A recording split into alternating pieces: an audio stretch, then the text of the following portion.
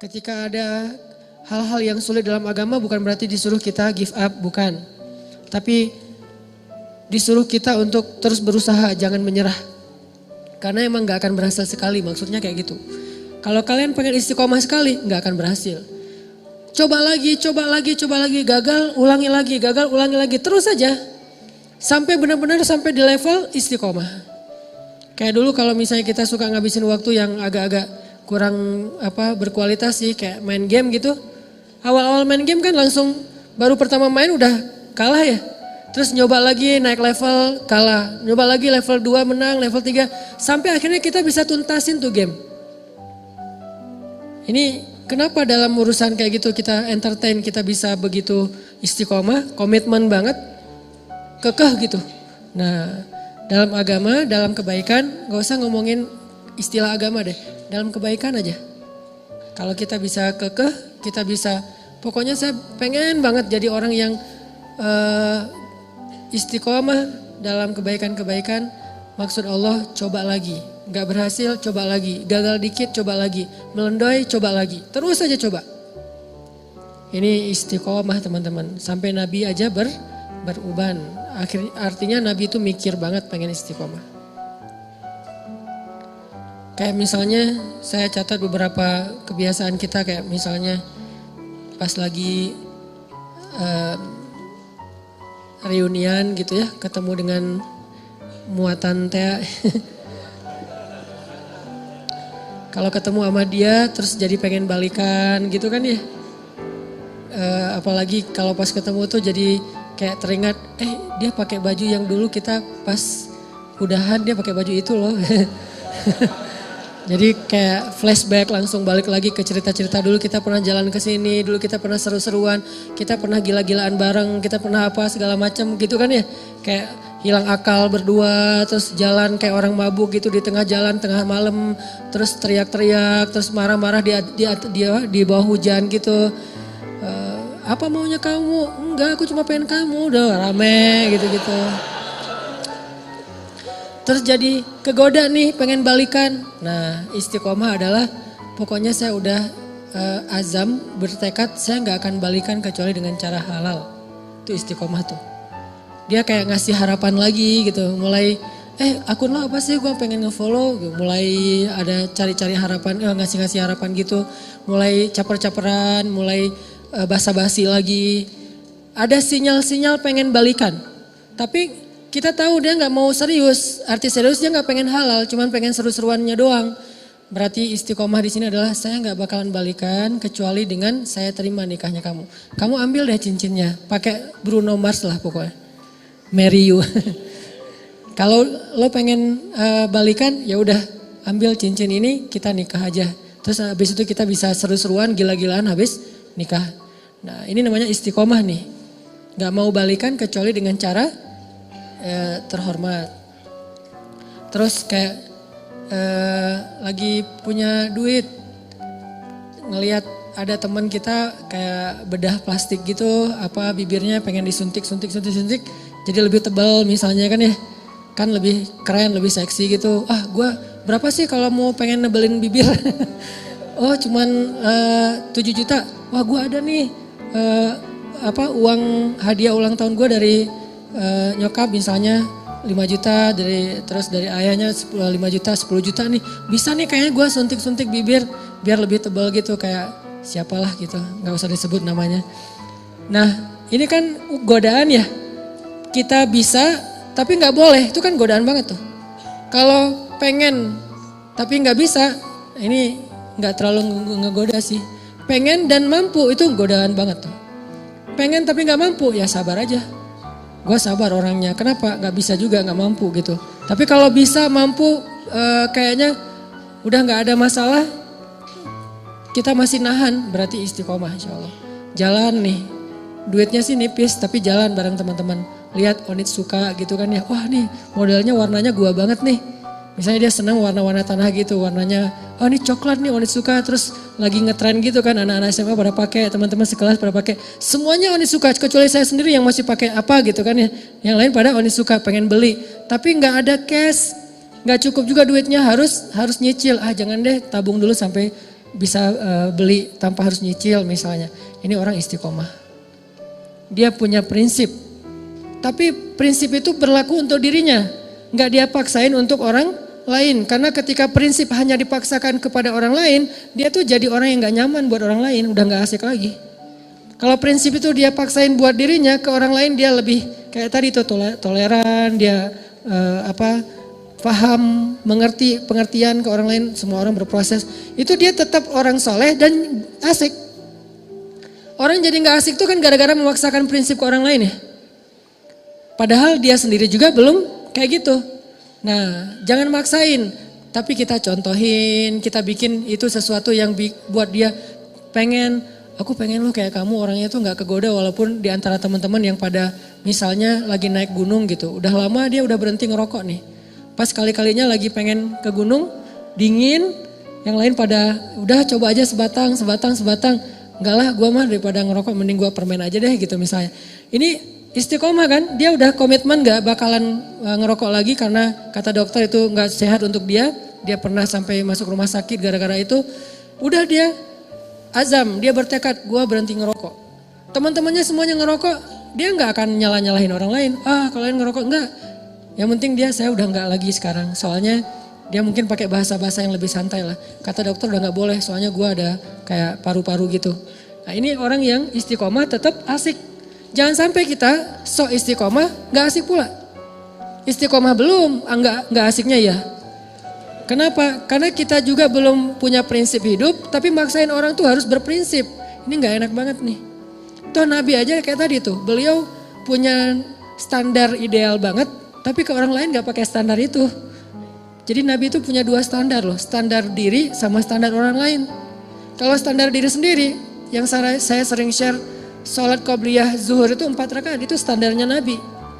Tapi begitu sholat qobliyah zuhurnya depan orang lain, pakai standar orang. 2 rakaat aja deh yang ringan. Standar Nabi, tahajud itu 1 rakaat 5 juz. 5 juz 1 rakaat. Tapi kalau sholatnya bareng dengan orang lain, bacanya yang ringan-ringan aja deh. Al-Muluk aja dibagi 2 misalnya. Sesekali doang Al-Muluk dibaca 1 utuh, 1 rakaat. Kenapa? Karena Nabi itu orangnya soleh, asik. Solehnya ke diri, ke orang lain asik. Bukan ngebiarin ya, tapi gak maksain. Bukan ngebiarin tapi gak maksa. Apalagi bukan cuma gak maksa, kadang-kadang belagu lah gitu. Merasa udah paling keren sendiri gitu di antara teman-temannya. Padahal dulu dia juga berproses. Ini istiqomah teman-teman. Yuk kita belajar satu hal aja dulu. Coba kita latih. Bisa gak kita komitmen dengan satu program kita nih. Saya tahun 2018 pengen program misalnya berat badan gak boleh lebih dari, kalau saya karena tingginya sekian misalnya berat badan sebutlah maksimal 65. Idealnya sih 60. Kalau udah lebih 60 berarti saya udah gak istiqomah. Push up. Minimal sehari push up 50 kali. Bisa gak istiqomah dan dawam? Istiqomahnya apa? Makan gak boleh lebih dari jam 7 malam misalnya. Malam sebelum tidur minum air hangat. Atau malam jam 9 itu paling telat minum air hangat. Karena katanya ya, bukan saya juga gak ngerti. Katanya kalau minum air hangat itu membakar lemak, gak tahu sih. Atau treadmill, lari, sepeda seminggu 2 kali misalnya. Terus pull up minimal sekali pull up itu 5 kali deh. Kalau gak mau banyak-banyak 5 kali. Latih terus. Nah dawam dan istiqomah dengan pantangan-pantangan. Dawamin programnya, istiqomah dengan pantangannya. Gak boleh kebanyakan gula, gak boleh kebanyakan soda. Mulai belajar minum kopi sedikit gula sampai minum kopi gak pakai gula. Terus juga gak pakai soda. Yang soda-soda mulai ditinggalkan. Terus lama-lama mulai dawamin air putih, makan makanan yang sehat, pola hidup, tidur yang cukup. Semua ini adalah istiqomah dan dawam. Satu hal aja, pokoknya saya pengen ikut sunnah yang kayaknya kece nih. Apa? Six pack. 2019 harus jadi nih badan. Terus latihan, nggak mungkin kan six pack tapi yang lain nggak kebentuk ya. Yang namanya six pack insya Allah kebentuklah semuanya, puncaknya di perut. Kalau nggak six pack minimal 3 lah. 3 juga udah cukup. Atau kalau nggak 3 juga minimal nggak offset lah. rata gitu ya nih. Bisa rata aja udah keren banget tuh. 2018 gue pengen rata.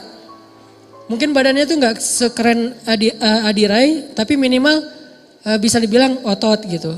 Nah ini jalanin, dawamin programnya, istiqomahin pantangan-pantangannya. Satu hal aja. Kalau mau ngomongin hal-hal yang sifatnya sunnah tapi kece gitu. Kalau mau sunnah yang lebih bold dan gak usah diomongin ke orang lain, pokoknya 2018 gue pengen hafal 5 juz. Ini bold ya, bukan yang lebih entertain. Buat sendiri aja, pengen 5 juz. Gak usah diumum-umumin, gak usah posting 2018 5 juz. Ngapain diposting? Ya kayak gitu-gitu. Kalau yang mau diposting banyak main, banyak manfaat, gak apa-apa posting. Kan gak ada riak juga kan? Wah main riak, gak apa-apa kalau main riak mah ya. Tapi kalau saya posting banyak tilawah, banyak salawat, agak-agak gimana gitu. Karena saya ngerasa belum banyak tilawahnya. Masa saya tilawah misalnya sekali sejuz sehari, bilang banyak. Sementara guru saya, anggota dewan di Jakarta tuh sehari 10 juz. Dan itu dari sejak kelas 6 SD udah kayak gitu. Sehari 10 juz, murojaah hafalannya. Berarti 3 hari khatam, 3 hari khatam. Beliau baru boleh bikin tagline banyak tilawah. Udah kita baru 1 juz gak usah bikin banyak tilawah. Udah aja yang realistis lah, banyak main tapi jangan banyak dosa. Karena kalau main riak gak masalah, gak akan menggugurkan pahala main ya. Ustaz jangan riak tuh dengan main. Emang pahala gitu. Kalau niatnya untuk dakwah mungkin pahala. Tapi setidaknya amanlah dibandingkan ibadah. Coba 2018 saya pengen 5 juz. 5 juz itu setahun. Jangan dikejar sebulan. Gak bakalan jadi tuh. Kecuali kita benar-benar fokus tinggal di pesantren yang hafal Quran, kayak nggak ngapa-ngapain.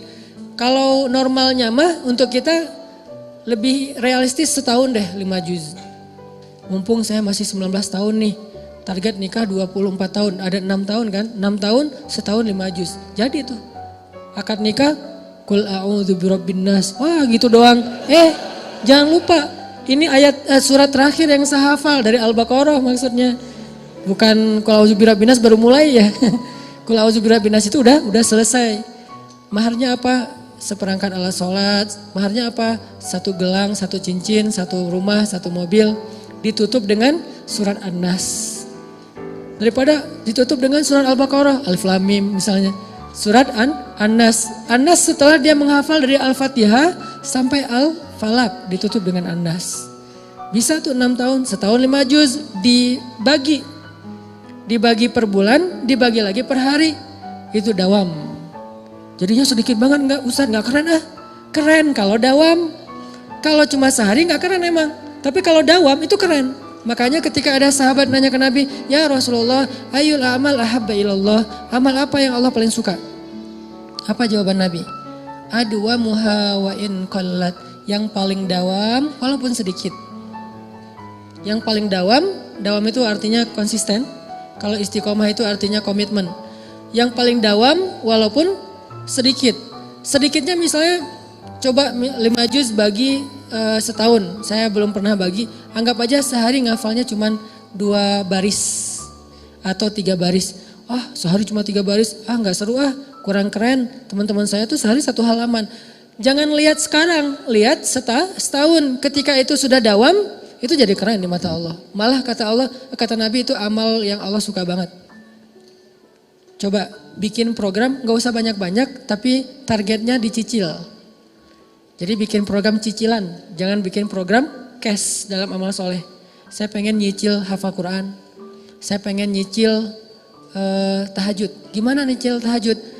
Mulai dari target saya tahun ini tahajudnya lengkap 11 rakaat dimulai dari jam 3. Nyicilnya dari jam 4:04. Kan azan jam 4 misalnya 30. Ada waktu 15 menit. Sholat tahajud apa Ustaz? Witir dulu 1 rakaat. Beberapa minggu asal bisa dawam aja nih. 2 minggu setiap malam bisa witir 1 rakaat. Itu keren loh. Daripada semalam 11 rakaat 3 juz besok enggak. Sebulan kosong. Enggak gitu. Mending gua 2 minggu ke depan sebelum sholat subuh wajib witir 1 rakaat deh. Gitu aja, witir 1 rakaat. 2 minggu tuh witir 1 rakaat. Allah tuh sayang banget sama kita. Minggu ketiga mulai witir 3 rakaat deh. Bulan berikutnya tambah tahajud 2 rakaat, witir 3 rakaat. Mulai bangun jam 4, mulai bangun jam 4 kurang seperempat, mulai setengah 4, mulai setengah 4 kurang, mulai jam 3. Jam 3 udah mulai normal nih, jaga tren itu tuh. Kalau udah dijaga setahun, insya Allah itulah amal yang paling disukai Allah. Baru disebut ahli tahajud. Kalau belum, namanya bukan ahli tahajud, pernah tahajud. Pernah tahajud, pernah tilawah 1 juz ya. Pernah puasa Senin Kamis, pernah sedekah. Pernah doang. Pahala sih, cuman nanti di akhirat nggak digolongkan dalam golongan itu. Kan di akhirat itu ada golongan ya. Yauma idzi yasdurun nas ashtatan. Ashtatan itu artinya kelompok-kelompok. Masing-masing ada komunitas. Nanti di akhirat itu ada komunitas subuhan, ada komunitas tahajudian. Ada komunitas sedekah, ada komunitas kayak duha gitu. Nah, ada orang yang di komunitas mana aja dia ikut. Kayak kita sekarang seneng ngegeng gitu, geng sana ikut, geng sini ikut, anak-anak parkour dia main, anak-anak BMX dia main, anak-anak skate dia main, anak-anak motor dia jalan juga touring. Artinya kan dia gaul banget ya. Karena semua bisa, BMX bisa, parkour bisa, skate bisa, mau motoran bisa. Anak sepeda dia ngegoes kemana ikut, berarti dia bisa semua nih. Di akhirat ada yang kayak gitu juga sih. Tahajud ada dia, duha ada dia, sedekah ada dia. Yang parah gak ada di mana-mana. Sendiri doang nih. Kenapa bisa sendiri? Karena dia pernah tahajud, pernah duha, pernah sedekah, pernah tilawah. Bukan ahlinya. Lihat ahli dengan pernah bedanya? Dawam dan istiqomah. Jadi kalau kita pengen punya komunitas nanti di Padang Mahsyar, komunitas tuh beda loh treatmentnya sama sendiri. Komunitas tuh biasanya dapat banyak kemudahan nanti di Padang Mahsyar. Kenapa? Saling mentestimoni gitu. Ya udah kayak kita misalnya check in under group dengan sendiri. Kalau FIT kita jalan sendiri tuh harga tiket lebih mahal satu. Kalau beli tiket grup itu lebih murah. Kedua, pas check in bagasinya kalau sendiri overweight itu bakalan bayar per kilo kan. Kalau under group overweight satu disubsidi sama teman-teman yang kurang gitu kan.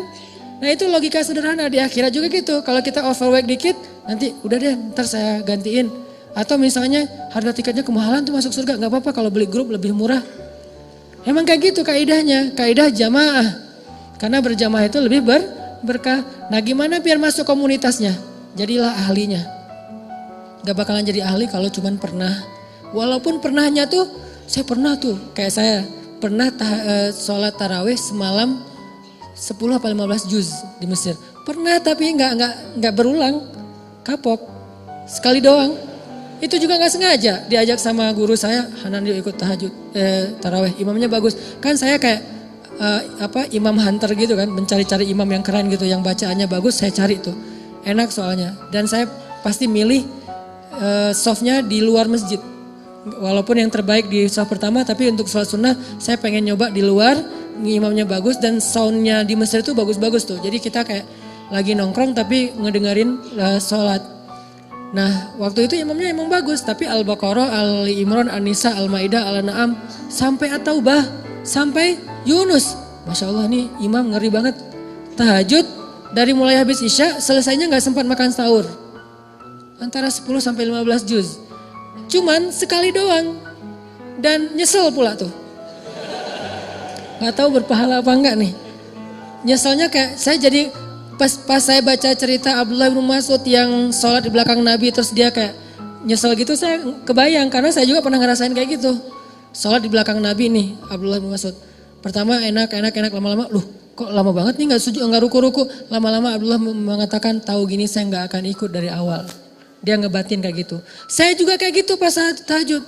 Tahu gini saya nggak mau ikut sama Syekh. Pas pulang gimana Hanan?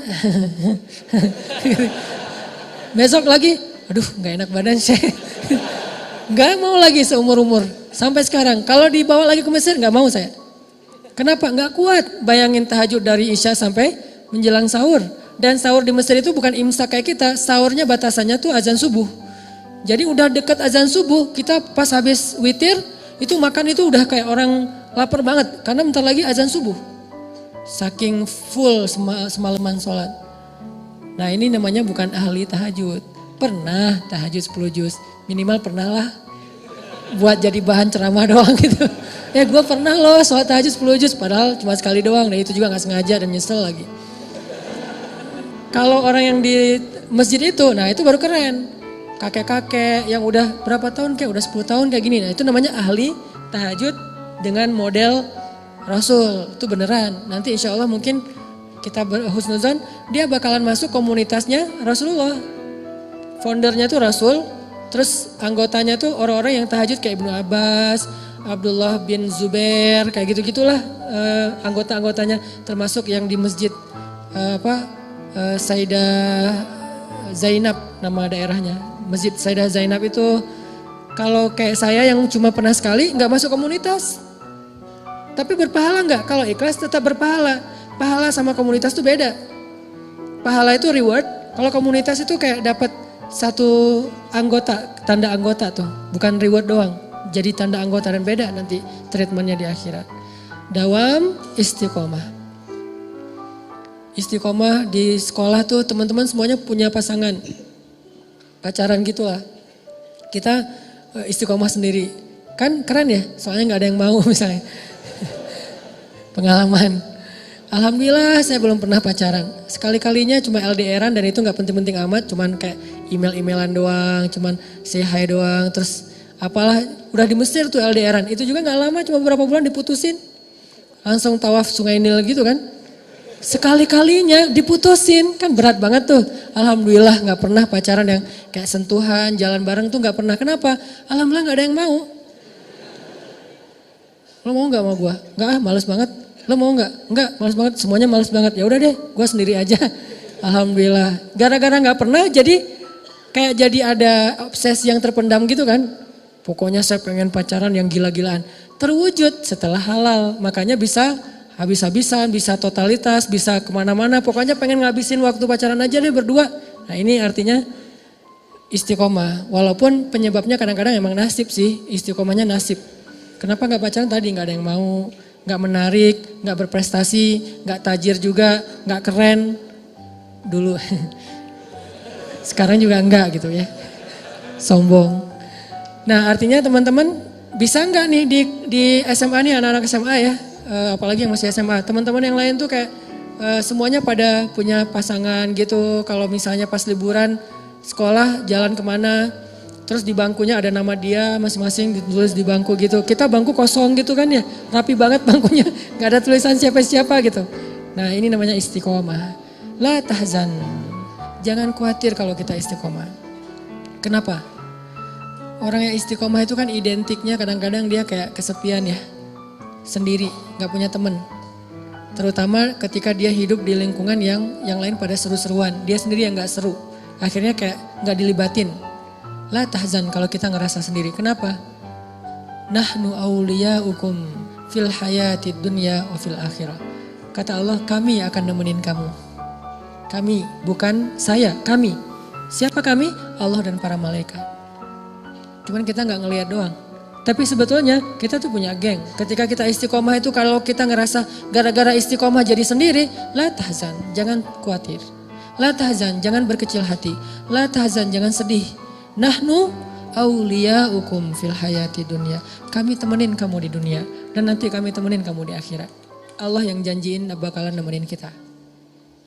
Tanpa niat kita ngejauhin orang lain ya. Orang yang ngejauhin kita gak ada pengen ngejauhin orang. Kalau kita yang pengen ngejauhin orang lain, itu beda babnya. Itu kesannya kita kayak eksklusif gitu, gak boleh. Tapi kalau orang yang ngejauhin kita gara-gara gak bisa diajak happy-happyan, seru-seruan kayak gitu, la tahzan, jangan sedih. Nahnu awliyaukum, kami akan nemenin kalian kata Allah di dalam Al-Quran.